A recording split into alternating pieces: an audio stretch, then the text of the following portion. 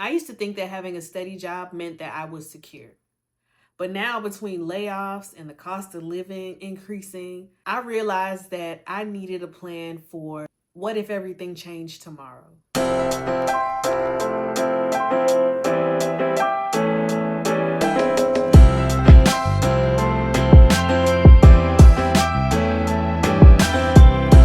So for me, a contingency plan is important because it was one year where I was at work and you can kind of see the writing on the wall that things were shifting and changing. I was not sure what way it would go. But from the end of that year, a little bit into the new year, we get these meetings assigned to us where half of the team was let go. And I was so blindsided by that.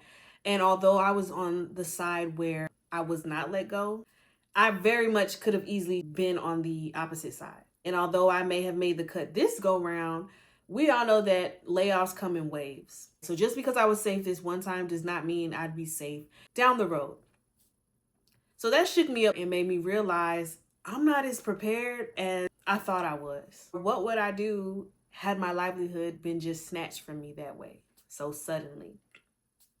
So I remember just talking to my friend and telling her how anxious I am all the time, or how I don't even want to spend money.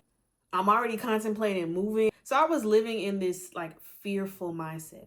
And my friend, who's the project manager in true project manager form, went to, okay, let's manage this situation. What are the contingency plans or mitigations that you can put into place to where you can reduce the stress level that you're experiencing? Because you haven't lost your job yet, right? So there are things that you can do to kind of like alleviate that stress that you're feeling. One of my biggest concerns is that I wouldn't be able to stand on my 2 feet if my job is taken away from me, because as of now, that's my only source of income. And for a lot of us, we don't have that financial backup, right? We don't have people we can call who can step in and help us take care of bills or things of that nature, because we're all ultimately going through our own journeys in life and we have our own responsibilities. So knowing that I am the person that I count on made me really antsy and just trying to figure out, well, if this happens, what would I do? So my friend told me that a lot of how I was feeling comes from me not having a plan in place should something unexpected like a layoff happen. So she encouraged me to work the problem backwards and kind of come up with the moves or steps that I would take so that I could understand how I would maneuver in the event of a layoff. And when I tell you, after working through that with her on that call, I felt so much weight lifted off my shoulders, because at least now I knew where my finances stood, how I would use them in the event that I was laid off. So because of that whole experience, this is something that I am very passionate about encouraging others to set up for themselves. So a lot of times we just say, oh, make sure you have a savings account or you have a savings in case of an emergency. However, a lot of us may not have a savings account, or we may not know how to use that savings in the event of emergency. So this is taking it a step beyond just saving for an emergency and then actually having a plan should the emergency occur. So the first step in this was knowing what I needed to stay afloat. So I needed to know my bare minimum expenses. So that's everything after the bells and whistles. So no hair maintenance, no fun stuff, just your essential spending. Right? So those are things like your housing expense, rent or mortgage, car payment, food, utilities. In short, it's your non-luxury items that are on your budget. So that essential budget is your bare minimum monthly expenses. It is the budget that's composed of things you need to survive, not thrive. So once I knew that number, it was easy for me to then look at what I do have saved and calculate how long I'd be able to sustain myself with my savings. So for example, if you calculate your essential budget, your bare minimum monthly spending is $5,000. So every month I need $5,000 just to cover my expenses. Knowing that it's $5,000, now when I go and I look at my savings, let's say in my savings there was $20,000. That lets me know that I can survive for 4 months off of my savings. Now, in my contingency plan, I go a bit further and really drilling down on the details. So for example, if I know that I can only survive for those 4 months. After that 4 months, let's say I don't solidify another job, then what would I do? So working the situation backwards, that would tell me, okay, after 4 months, I don't have any more money and I still have this random mortgage. I might need to move or rent out a space, and you can kind of flush it out that way. But let's say we needed to calculate a move in those expenses. So if I know that I need to move at a certain point in time, first I want to know, where am I going to move to? You have family, friends. Okay, will this be a state to state move? Who can I reach out to? Where can I crash? Where can I stay? What would the expectation be for me staying with said person? Right? You can talk to them and kind of iron that out with them in advance. How long do I have? If you do need to move and you're renting an apartment and your lease is not up yet, you do have to put in a notice that you're going to vacate the property. So with that in mind, at what point or how much notice do you have to give to your complex that you're leaving? And you want to build that into your plan. So if they needed a 60-day notice, then I know 2 months in, right, I want to put in my notice that I'm going to leave the property. So that gives me that 60 days to prepare my move. Now you also can factor in moving expenses. Right now, I would look into movers, boxes, how much it's going to cost, the U-Haul, all those things that I would need to make a move happen. So I'll look into it and calculate it, call around, look on TaskRabbit if you need help packing or moving things, and I get the estimated cost. With that estimated cost, you can look at your savings and then deduct that from the savings. Now, once you deduct your moving expenses from your savings, you have to know or realize that that's going to bump down the amount of savings that you have to work with. So you may no longer be able to stay in your apartment for a full 4 months because you have to calculate those moving expenses. Maybe now you could only stay for 3 months. So as you're working the situation, you're deducting what you're going to need to survive from your savings account, just so that you know what you're working with. So a lot of times the problems that people have is we have this emergency savings, but we don't know how to use it. This contingency plan helps you utilize that savings, assign tasks and things to the money, so you know that what you're working with should an emergency happen. So that's a neat thing about the contingency plan. You have your expenses, you have your savings. However, within that time frame, if you don't find work, you may need to deduct more for something from that savings account, which will then give you less money that you have to work with for your living expenses. Another thing that you'll want to have in your contingency plan is a layout of what expenses you're going to cut and when.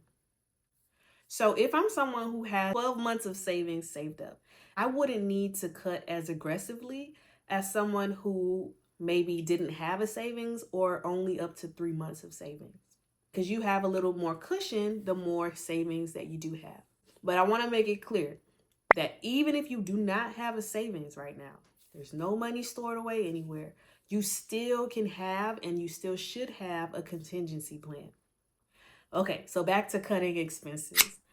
So your subscriptions, for example, it really is dependent on the money that you're working with, right? So I would list out anything extra that I have and when I would cut it. Hey, maybe I could keep Netflix for 2 months, but on that third month, I need to cut it. So I would write that in. I also considered all of my bills or all the things that I have on auto pay. If job loss occurs, I'm immediately taking that auto pay off of everything. Okay, because I don't need you drafting money out of my account that I did not think of, right? And now I have less than what I thought I would have because I forgot to take those bills and things off of auto pay. Now, for some of you who are homeowners, the things that you want to consider is, can you get an extension for your mortgage? How long is that extension? Okay, these are all things that you're going to look into when you're crafting or building that contingency plan. All right, so we're looking into it early so that if job loss occurs or happens, we're not so shaken up trying to scramble, trying to figure out, okay, what do I do now? What do I do now? Right now, while you're cool, level-headed, employed even, this is the time you can prepare yourself. So the next thing is knowing your backup options. So I would like to say, and I would like to hope that all of us, if we do lose our jobs, we can get one fairly quickly. But with the times and noticing how things are going, a lot of people are out of work for extended periods of time. And so with that, we want to know what our backup income options are. So right now, off the top of my head, my backup income options would be Uber, Lyft, DoorDash, so food delivery services, grocery delivery services, something that I could do quickly to bring in income. So I would write that down in my contingency plan as well. If there's something I can do on TaskRabbit or a service that I can offer on any of those platforms where you can do things independently, I would just document that down in my contingency plan. I also know that there's an app where you can pick up shifts or gig work. I would look into doing that as well. So those are the immediate things that I can think of right now when I'm crafting this contingency plan. So you can still be working on creating side hustles and building or scaling your business ideas. But in the meantime, what is the quick, immediate thing that you can do to bring in income, especially if that time of unemployment is extended? So by doing that, that made me feel more in control because it helped me realize that I do have skills and options when it comes to bringing in income, not just solely my job. The next thing I thought about was credit cards. So I'm not a big credit card user, but in your plan, you can document what you would use your credit card for in the event of a layoff. Hey, or when would you start using that credit card? Again, if your unemployment period exceeds a certain amount of time, you can put that on this date. I'll start using my credit card to pay for maybe food, okay, or gas. You can craft that out in your plan as well. This plan, as you can see, it should be very elaborate, very detailed, and it kind of is taking all of the guesswork out and all the decision making out from you having to make these decisions at such a volatile point in your life. So it's creating the plan that you would immediately implement should a layoff or something occurs where you need that contingency plan. Childcare. So for you guys who have children, what would you do if you lost your job? Will you immediately apply for childcare services? How long does that normally take? So these are just putting the things in your head for you to consider when you're building out that contingency plan. Now from there, you should not be doing this in your head. Okay, do not leave the plan in your head. Don't try to flush it out in your head. You should be jotting this all down, calling around, making those preparations, finding out the information or the answers to these questions. And then once you have compiled all that information, you want to have this documented somewhere. So my contingency plan, I have it in the notes in my phone. I also have it on my laptop. You can write it down in a notebook, whatever you prefer, but the plan cannot live in your head. It has to be written down somewhere. So I know that was a lot of information I was trying to give you guys all at once. I'm just trying to get you to see the importance in crafting this contingency plan. Because can you imagine if that layoff occurs and now you're left having to figure this all out, all your finances, all of what you're going to do, how you're going to move, the bills. You're already stressed out. You got so many emotions fluctuating, going through your mind from the layoff itself. So doing this early is just one less thing you have to worry about. You can immediately go to your contingency plan and enact that code red. So I created a helpful little checklist just to make sure I'm covering everything in my contingency plan, which I periodically would check and update if need be. If you take anything away from this, I want you to know that having a savings is good. Having a contingency plan is just equally as important. So sit down one day, craft yourself one, and make sure you document it and have it stored in a safe space for you. So that's it for me, guys. I hope that this was helpful. I hope that you guys create a contingency plan. And though I do not wish a layoff on anybody, in the event that it does occur, I do hope that we are all prepared. And hopefully that takes the fear out of job loss and layoffs and everything that's going on in the world. just by you knowing how you would maneuver if something does happen. But until next time, I'll talk to you guys later. Bye, guys.